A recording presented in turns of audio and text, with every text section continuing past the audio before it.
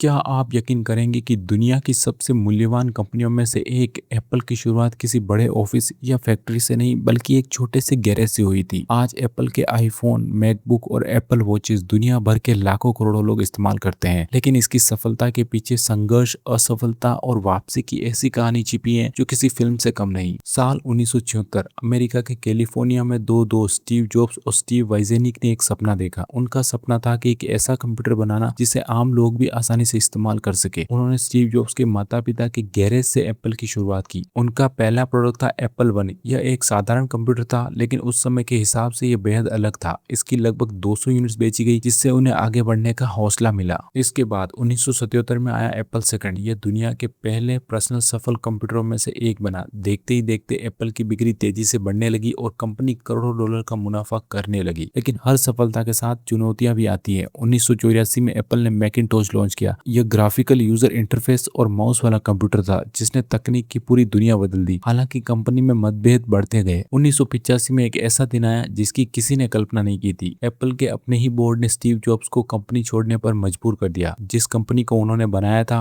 उसी से उन्हें बाहर कर दिया गया। लेकिन स्टीव जॉब्स ने हार नहीं मानी। उन्होंने नेक्स्ट नाम की नई कंपनी शुरू की और पिक्सर में इन्वेस्ट किया। बाद में पिक्सर ने ऐसी एनिमेटेड फिल्में बनाई जिन्होंने पूरी फिल्म इंडस्ट्री को बदल दिया। उधर एप्पल लगातार संघर्ष कर रही थी। कंपनी का मुनाफा गिर रहा था और दिवालिया होने की नौबत आने लगी। फिर 1997 में इतिहास बदल गया। एप्पल ने नेक्स्ट को खरीद लिया और स्टीव जॉब्स की कंपनी में वापसी हुई। वापसी के बाद स्टीव जॉब्स ने कई पुराने प्रोडक्ट बंद किए और सिर्फ बेहतरीन प्रोडक्ट बनाने पर ध्यान दिया। 1998 में आया आईमैक। इसका शानदार डिजाइन और आसान उपयोग लोगों को काफी पसंद आया। 2001 में एप्पल ने आईपॉड लॉन्च किया। जेब में हजारों गाने रखने का सुनहरा सपना पहली बार सच हुआ। साथ ही आईट्यून्स ने संगीत सुनने का तरीका हमेशा के लिए बदल दिया। लेकिन असली क्रांति आई 2007 में, जब स्टीव जॉब्स ने आईफोन को इंट्रोड्यूस किया। उस समय ज्यादातर फोन कीपैड हुआ करते थे। आईफोन ने पूरी टच स्क्रीन का अनुभव दिया। इसके बाद लॉन्च हुआ ऐप स्टोर। इसमें लाखों ऐप्स उपलब्ध होने लगे। इससे एप्पल का पूरा इकोसिस्टम मजबूत होता गया। 2010 में आया आईपैड। टैबलेट मार्केट में भी एप्पल ने अपनी अलग पहचान बना ली।